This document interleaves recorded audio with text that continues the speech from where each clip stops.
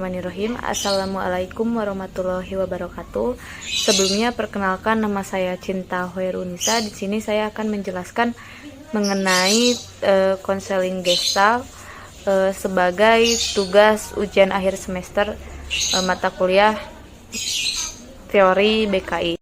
Apa sih teori konseling Gestalt? Gestalt adalah sebuah teori yang menjelaskan proses persepsi melalui perorganisasian komponen-komponen sensasi yang memiliki hubungan, pola, ataupun kemiripan menjadi kesatuan. Teori Gestalt juga berposisi terhadap teori strukturalisme Wundt. Teori Gestalt cenderung berupaya mengurangi pembagian sensasi menjadi bagian-bagian kecil.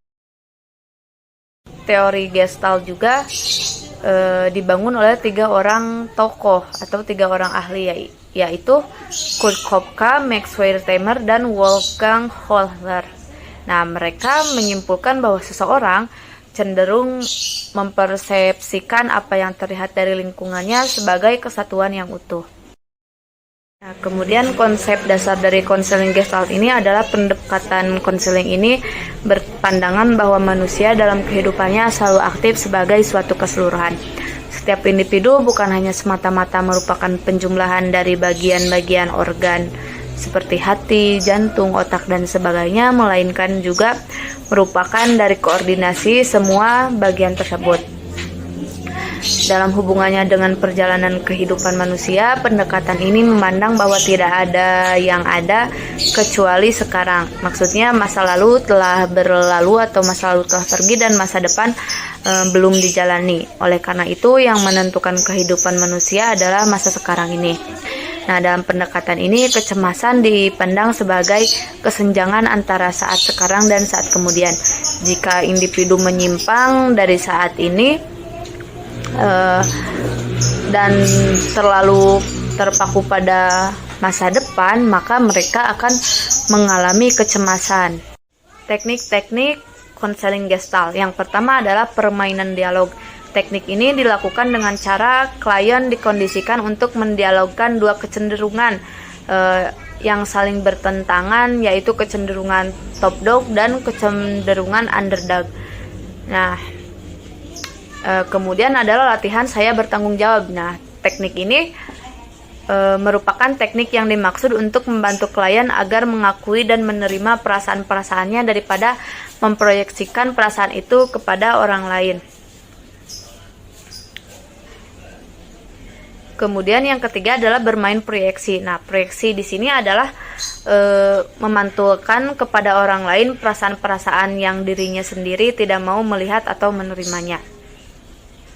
Dalam teknik bermain proyeksi, konselor meminta agar klien untuk mencoba melakukan hal-hal yang diproyeksikan kepada orang lain. Kemudian adalah teknik pembalikan. Gejala-gejala dan tingkah laku tertentu seringkali mempresentasikan pembalikan dari dorongan-dorongan yang mendasarinya. Dalam teknik ini, konselor meminta klien untuk memainkan peran dan berkebalikan dengan perasaan-perasaan yang dikeluhkannya. Kemudian pada fase terakhir, pada teknik terakhir adalah tetap dengan perasaan. Teknik tetap dengan perasaan ini dapat digunakan untuk klien yang menunjukkan perasaan atau suasana hati yang tidak menyenangkan atau ia sangat ingin menghindarinya. Pada saat ini, konselor mendorong klien untuk tetap bertahan dengan perasaan-perasaan yang ingin dihindarinya itu. Kebanyakan klien ingin melarikan diri dari stimulus yang menakutkan dan menghindari perasaan-perasaan yang tidak menyenangkan. Dalam hal ini, konselor harus tetap mendorong klien untuk bertahan. Kemudian, prinsip kerja dari teknik konseling Gestalt. Yang pertama adalah penekanan tanggung jawab klien. Konselor menekan bahwa konselor bersedia membantu klien tapi tidak akan bisa mengubah klien. Konselor menekankan agar klien mengambil tanggung jawab atas tingkah lakunya. Kemudian orientasi sekarang dan di sini atau here and now dalam proses konselor tidak merekonstruksi masa lalu atau motif-motif tidak sadar, tetapi memfokuskan kepada keadaan sekarang, atau konselor tidak dianjurkan untuk menanyakan mengapa, karena pertanyaan itu akan melaju ke arah masa lalu. Nah, kemudian orientasi eksperiensial. Nah, konselor meningkatkan kesadaran klien tentang dirinya sendiri dan masalah-masalahnya, sehingga dengan demikian klien mengintegrasikan kembali dirinya. Nah, proses konseling Gestalt fokus utamanya adalah terletak pada bagaimana klien sekarang serta hambatan-hambatan apa yang muncul dalam kesadarannya. Oleh karena itu, tugas konselor adalah mendorong klien agar dapat melihat kenyataan yang ada pada dirinya serta mau mencoba menghadapinya. Nah, kemudian konselor hendaknya menghindarkan diri dari pikiran-pikiran yang abstrak, keinginan-keinginannya untuk melakukan diagnosis, interpretasi maupun memberi nasihat. Nah, di sini sejak awal konselor harus sudah mengarahkan tujuannya agar klien menjadi matang dan mampu menyingkirkan hambatan-hambatan tersebut. Nah, pada saat klien mengalami gejala kesesatan dan klien menyatakan kekalahannya terhadap lingkungan dengan cara mengungkapkan kelemahannya atau mengatakan dirinya tidak berdaya, bodoh, atau gila, maka tugas konselor adalah membuat perasaan klien untuk bangkit dan mau menghadapi ketersesatannya, sehingga potensinya dapat berkembang lebih optimal.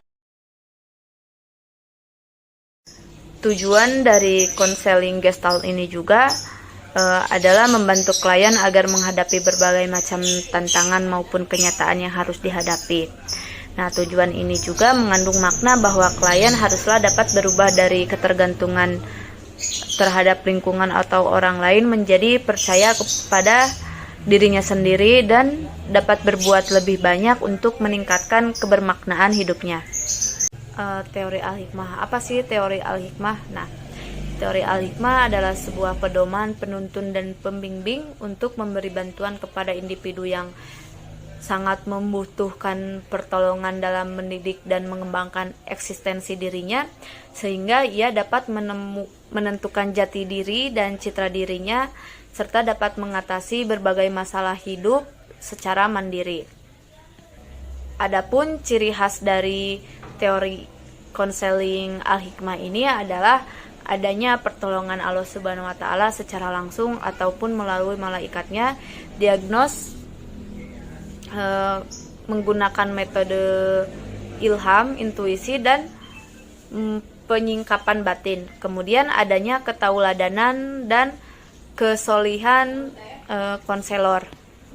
Alat terapi yang digunakan di sini adalah dengan nasihat-nasihat dengan menggunakan teknik ilahiyah, yaitu dengan doa, ayat-ayat Al-Quran, dan menerangkan esensi dari problem yang sedang dialaminya tersebut.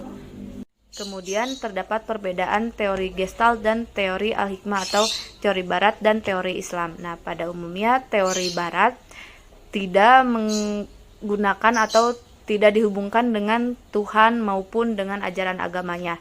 Nah, sedangkan pada teori konseling Islam dianjurkan atau menggunakan aktivitas layanan konseling itu dengan suatu ibadah kepada Allah Subhanahu wa Ta'ala. Nah, mungkin itu saja yang dapat saya sampaikan. Kurang lebihnya saya mohon maaf. Wassalamualaikum warahmatullahi wabarakatuh.